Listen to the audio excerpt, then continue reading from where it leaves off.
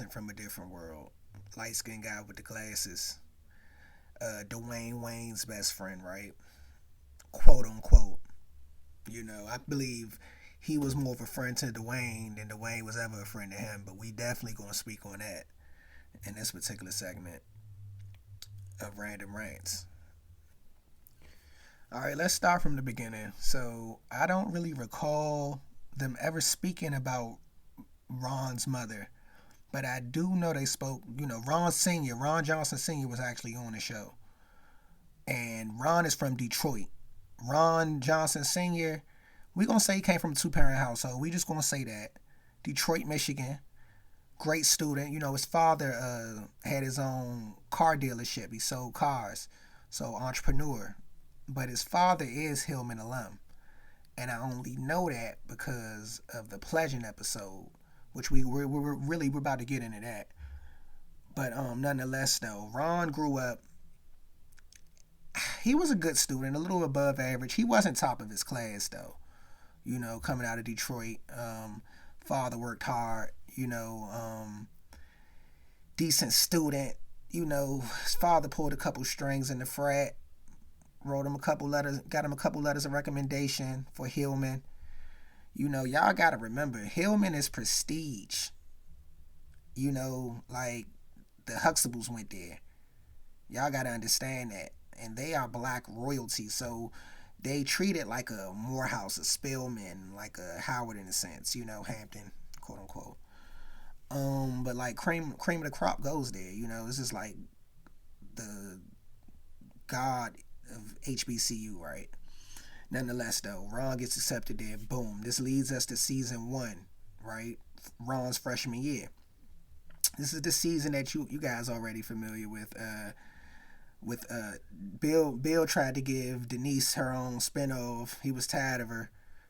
She messed that up. And they wrote it smooth where she drops out after the first season. But nonetheless, nobody was tripping off Whitley. Nobody was tripping off Whitley, right? Everybody was on Denise Huxtable. And Dwayne, she wasn't even really on Dwayne like that for real. But Ron was definitely going smack. Now, season 1 really like comes and goes. Nobody really cares for real. Once Debbie Allen takes over the show in season 2, this show becomes like super great. Like this becomes one of my favorite shows of all time, right? Yeah, it was season 2, episode 16. Dwayne and Ron, they pledged that purple and white fraternity. I believe it was Kappa Lambda Nu, I believe. Now, if you go back and you watch that particular episode, you can see Dwayne Wayne's true feelings for Ron. All right, in that particular episode, Ron was a standout pledgee. He was online. Dwayne was online. I believe Dwayne was like number 3. Ron was the ace. And I believe Dwayne's name was like little brother dead battery because he don't have no juice on the yard. I thought that was pretty funny. Nonetheless though, right? Ron knew everything. Dwayne wasn't like good online, and he ended up dropping. And I remember like Ron was like, he was taking it real serious. He was like, come on, Dwayne, take it serious, man. He wanted to do it with him. And he was saying like, and I remember in that particular episode, like he was basically telling Dwayne like, look, I'm not dropping, man. Like, my father would kill me if I dropped this line. He already said, like, his brothers is the reason why he got his business right now in Detroit, selling the cars. So, clearly, his father pledged. You feel me? And more than likely, it was at Hillman. So, Ron wasn't dropping. He was a legacy. Dwayne drops the line, right? And it's like, this is the one thing that like Dwayne, because Dwayne is book smart. You saw the show. Stellar in math. Stellar student. Very book smart. I mean, he ends up, well, we're going to get to the end of this, but nonetheless though, he was a teacher. After he graduated, he became a teacher. He was making decent money, but he was always the man in them books. And this was one thing that like that couldn't really like help him in. Like Yeah, you could be smarter than Ron, but you wasn't born uh Kappa Lambda Nu like Ron was, you know? He ends up dropping. Um and I mean, like, you could just see the hate on his face, man. But nonetheless though, Ron was always getting them. Like, when it comes to the chicks, like, okay, we get it, right? Dwayne probably had the prettiest one on campus, right? Who was Whitley Gilbert, right? But if you really think about it, Ron was pulling them. He was the frat man. He went over, so you know how that go. He had dark skinned Kim, did he not? And he had Freddie when she was a lawyer. You feel me? We gonna get on Dwayne though, because Dwayne knows that he could have got more while in college, right? But he went for quality over quantity, you know, and he throws that in Ron's face on like the last couple episodes. Cause I mean, Ron was always looked at as a poor student on campus, granted. But you gotta think that's compared to the kids that he was around. Like, he's with Dwayne Wayne, you know, Kim. She becomes a doctor. You gotta understand, Ron had that entrepreneurial. He had that entrepreneurial spirit. You know, he was trying to get a dollar and flip it. I'm gonna give you a perfect example of that. I know y'all remember that racist episode when they went to Virginia A&M. When in the, you know, the three Caucasians, they got into it with the three Caucasian guys. I know that's a classic episode. They sprayed that on the car, right? You gotta think, Ron pulled up with that fly red thing. That fly red thing. Why? Because he was already selling cars in the summertime with his peoples. Already was getting it. He wasn't in summer school like Dwayne Wayne. And it's no offense. Ron was trying to get to $1. You know? All facts. They sprayed that on his car. I'm sure he went and got another one. But remember though, he had the ticket to go in the game. Dwayne was like, what you about to do? He was talking to the scout dude. He was like, yeah.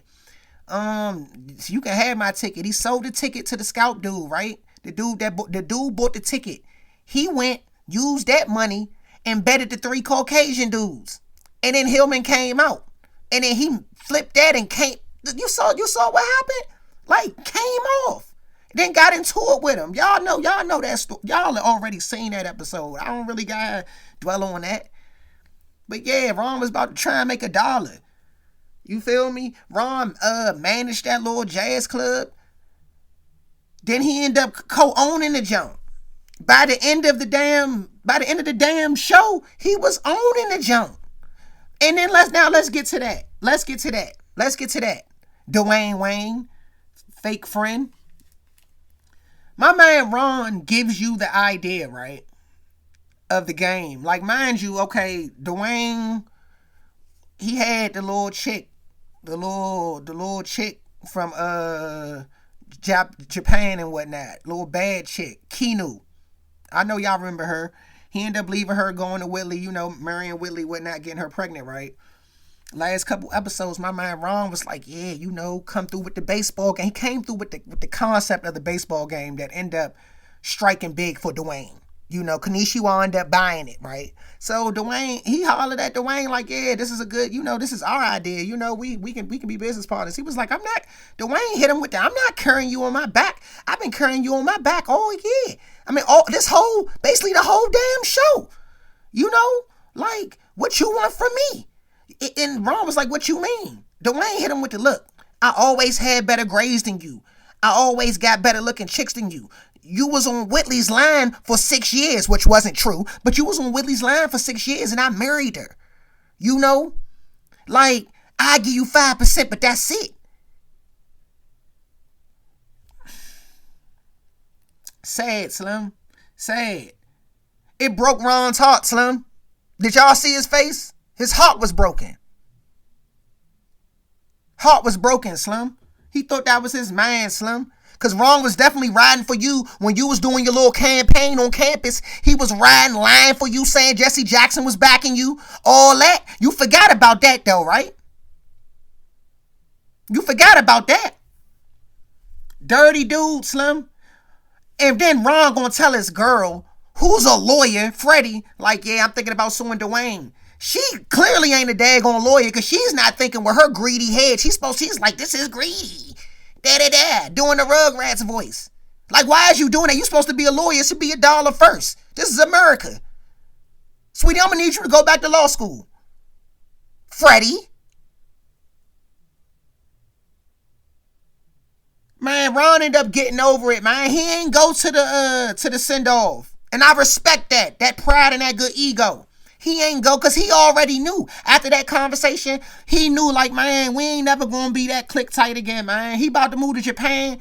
You feel me? Only reason why he even did that was because he hollered at Whitley.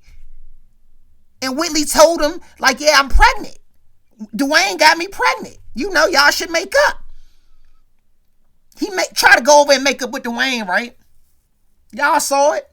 The last scene of the daggone show. He was like, yeah, man.